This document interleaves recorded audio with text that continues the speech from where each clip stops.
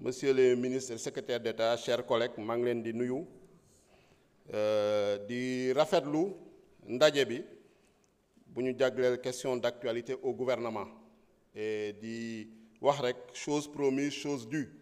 parce que bu ñuy fàttaliku le 27 décembre lors de la déclaration de politique générale notre collègue Tafsir Thioye avait interpellé le Premier ministre sur les questions d'actualité et les questions orales, en tout cas sur la présence régulière du gouvernement à l'Assemblée nationale. Et donc, yaakaar naa ni le Premier ministre avait répondu favorablement, positivement, conformément au règlement intérieur, ñu koy rafetlu te di ñaan mu continuer ñu koy def régulièrement parce que c'est extrêmement important de communiquer avec le peuple. Parce que constitution bi lu mu wax rek mooy c'est le peuple qui est souverain. te population sénégalaise moo ñu fi teg moo leen fi teg yéen itam président de la république ak gouvernement am dénk leen un mandat boo xam ne soxla nañu ay rupture soxla nañu ay changement soxla nañu transformation te pour yegg ci loolu il faut forcément prendre des mesures courageuses il faut forcément ñu ñeme wax dëgg askan wi te yaakaar naa ci yoon boobu ngeen nekk ñoo ngi leen di ci encourager Cour des comptes yaa confirmé na lu ngeen waxoon en tant que gouvernement génne woon ko ci rapport opposition bu fi nekk weddi woon ko Cour des comptes ñëw wax lu raw sax yéen lu ngeen présenté woon en termes de chiffres sur les finances publiques suñ jëlee la dette da ngeen ne woon autour de 84%, Cour des comptes dem ne ba ne 100%. Donc yaakaar naa ne ñuy remettre en cause rapport Cour des comptes dañu amatul argument parce que Cour des comptes kenn mënu remettre en cause crédibilité institution constitutionnelle la ay magistrats yu prêter serment la te lu am solo mooy tey ñoom ñii nga xam ne am nañu responsabilité ci mbir yu ñu wax ci crime budgétaire yu ñu wax ci njuuj njaaj yu ñu wax ñu ñëw expliquer wu yan si lan nañu sukkandiku pour daf ñaawteef yooyu mais malheureusement ils sont dans le déni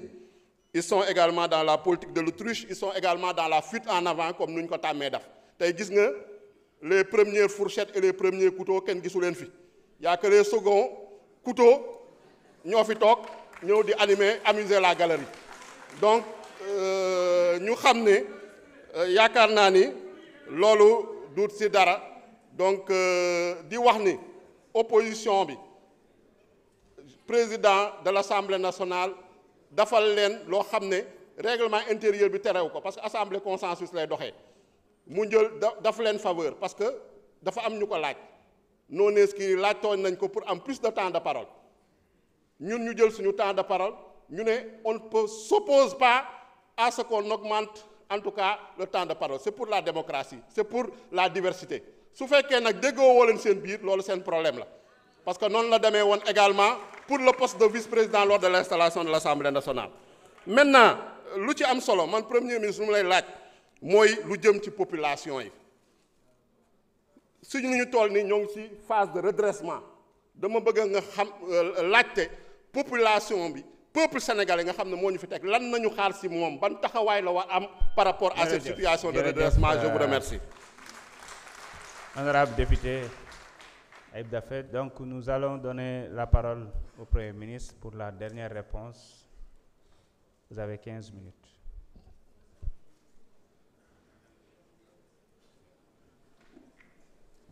Merci beaucoup, Monsieur le Président de l'Assemblée nationale. Balaa may aborder la question de l'honorable Ayib Daffé, je vais compléter ma réponse à l'honorable député de M. Abdou Karim Sall. Toujours dans le registre des contre-vérités. Vous dites que les bailleurs ne croient pas à ce rapport. C'est une contre-vérité et je peux vous dire que hier après-midi, le ministre des Finances ici présent a Monsieur le Président, vous voulez bloquer mon chrono? Allez, excusez-moi. Je pense que, Monsieur Sall, vous n'allez pas sortir, vous allez écouter jusqu'à la fin.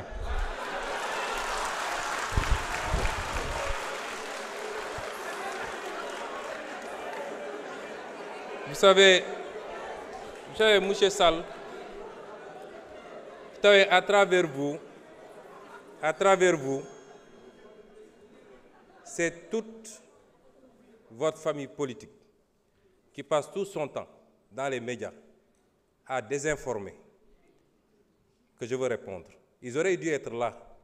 Moi, quand j'étais opposant, quand j'entrais, ils sortaient. Maintenant, je suis au pouvoir, j'entre, ils sortent. Ils auraient dû être là. Je veux dire que hier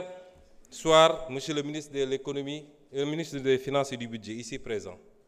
a tenu une réunion virtuelle avec les investisseurs institutionnels internationaux du Sénégal. Il y avait plus de 350 participants. Vous dites qu'ils ne croient pas au rapport.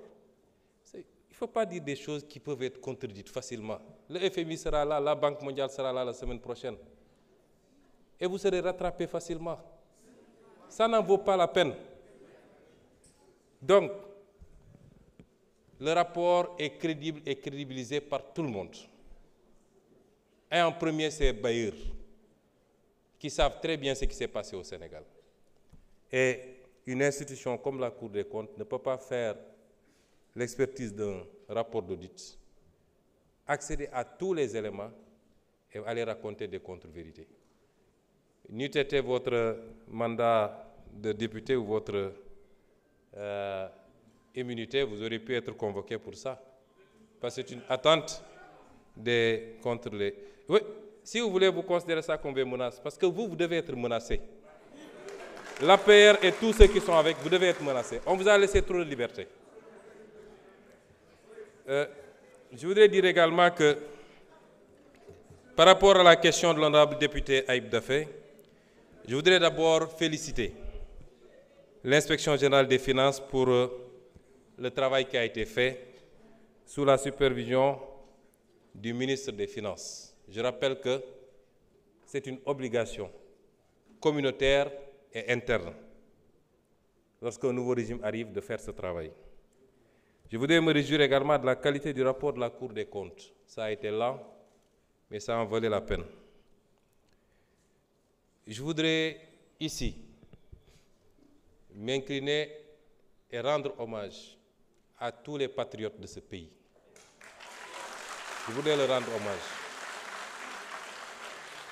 Qui se sont battus pour qu'on en arrive à ça. Ce n'est pas gratuit. Je veux leur rendre un hommage et leur dire qu'ils doivent être fiers de ce qu'ils ont accompli. Patriotes yépp laa wax nag ñi newoon ci réseau yi ñi newoon ci mbedd mi ñi doon génne seen poste li taxoon ñuy xeex amoon yaqin ni réew mi ci guuta lañ ko dugal loolu la ñu gis tey moo tax war nañu am fierté. C'est ça le patriotisme, c'est ça aimer son pays. Et c'est exactement le contraire de ce que vous êtes et ce que vous avez fait pendant ces 12 ans. Je voudrais rappeler que nous sommes toujours en harmonie avec nous-mêmes. Li xew bettuñu peut-être ampleur bi la ñu xalaatul woon 2018 en pré-campagne à Paris waxoon naa Sénégalais ni réew mi fi ñu toll ak ni ñuy endetté réew mi même 2024 bu ñu juumee ba jox Macky Sall beneen mandat même 2024 ki fiy toog boo moytul juróomi at yëpp fay bor la koy def 2018 laa ko waxoon. fii Assemblée nationale ñaata yoon laa fi taxaw Amadou Ba ministre des Finances Abdoulaye Daouda Diallo may leen tous vos chiffres sont faux wax leen Sénégalais yi dëgg ñaata yoon lañ ko wax fii tey lan moo feeñ kon lii bettuñu. te dañoo def 2019 mars 2024 mais suñu remonté woon ba ci gannaaw ba mu gën a sori ñu gis ni yàgg na loolu nag lu tuuti la woon ci li ñu doon alerter Sénégalais yi yéen bëgg ngeen ñu gaaw dépasser étape bi ñu suul ko bu ci kenn waxati déet dañ ci wax lan moo andi lii mooy état buy dund lu ëpp mën-mënam mooy état bu yàkkamti état boo xam ne obsession am yépp mooy prochain mandat loolu laa bëgg sénégalais ñu dindi ko fi sama déclaration politique générale bi ma def fii dama leen annoncé woon 7 ruptures bokk na ci la seconde rupture, celle du passage d'une logique d'urgence et de saupoudrage à court terme à une logique de vision et de planification à long terme. réew kenn du ko tabax ci ñetti at kenn du ko tabax ci 1 an kenn du ko tabax ci 5 ans li am solo mooy jamono joo nekk rek acte yi ñuy posé est-ce que bokk mi ngi jëm ci direction bi tabax structurellement un pays ba dara dootu ko yëngal loolu nag la opposition bi bëgg a génne ci bopp sénégalais yi su ñuy wax ay dund bi dafa cher ak sax yéen a cheral dund bi yéen a cheral dund bi ñun cheraluñu ko de ñun li ñuy def bu ñu ko defee d'ici quelque at dinañu xam ndax dund gi cher na am léet mais le message qu'on veut lancer aux populations mooy laaj leen des résultats tout de suite ce que vous n'avez pas été capable de faire en 12 ans et vous dites aux populations en 10 mois réclamez des résultats. Réclamer une santé parfaite, un secteur de la santé parfait, un secteur de l'éducation parfait, de l'enseignement supérieur parfait, dund gi nañ ko wàññi léeg-léeg. Et c'est pourquoi je lance un appel aux populations. Yéen a ne woon jiit yu jub ngeen bëgg jiit yu bëgg réew mi jiit yu am gis-gis am nañ ko fi mu toll nii ba mu mat sëkk. ndax luubal ak randal jeex na ci réew mi te loolu mooy le premier acte d'une gouvernance bu war a yóbbu réew fu baax réew mu la gën a sellal setal loolu moo la gën a mën a dem fu baax loolu jeex na ci réew mi. ñaareel bi li ñu def ci 10 mois yi kenn mësu koo def personne ci wàllu delloo réew mi ci fondamentaux yi càmbar alalu réew mi réduire train de vie de l'État ci wàllu affirmer suñu souveraineté ci suñu koom-koom ci suñu ressources naturelles ci suñu sécurité suñu kaaraange kenn mësu koo def le bilan qu'on a fait en 10 mois aucun régime ne l'a fait en 10 mois on dit 10 mois zéro réalisation 10 mois en 10 mois le régime précédent lan la fi réalisé woon nañ ñu wax lan la fi réalisé woon nit ñi sax dañ leen doon tooñ naan inauguré affaire u Macky rek ngeen fi nekkee c'est-à-dire dañ fen mel ni Sénégal dañu xëy rek inventé beneen Sénégal. Et donc ce que je veux demander aux populations souveraineté moom sa bopp développement dafa laaj ay sacrifice yooyu ñun jiital nañ suñu bopp ñun ñi yor nguur gi ñu ciy woo nag bépp sénégalais ak bépp sénégalaise ñu xam ni situation bi nu mu munti jaxasoo c'est pas encore eggaguñu foo xam ne mën nañ ne bàyyi nañ lépp ak yàlla def na ci askan wi ak ci réew mi les ressources qu'il faut pour qu'on prenne notre destin en main moo tax développement bi gën a gàtt am na benn président bu ko doon wax muy ki nga xam ne moo defar dëkk bi ñuy wax Singapour ne ci une génération ou 2 générations réew jóge na ci sous-développement nekk ci réew yi ñu gën a envoyé une génération ou 2 générations waxuñu 1 an ou 2 ans de mais day fekk ci njëlbeen ba ñu bañ a rater les bons départs raté nañu une première alternance une deuxième on n'a pas le droit de rater une 3e alternance moo tax li ma njëkk a xaar ci population bi mooy ñu accepter ànd ak ñun ci sacrifice yi wax nañ léegi mbirum subvention yi dafa cher il faut ñu ramener ko à des proportions acceptables lañ ca bëgg ñun mooy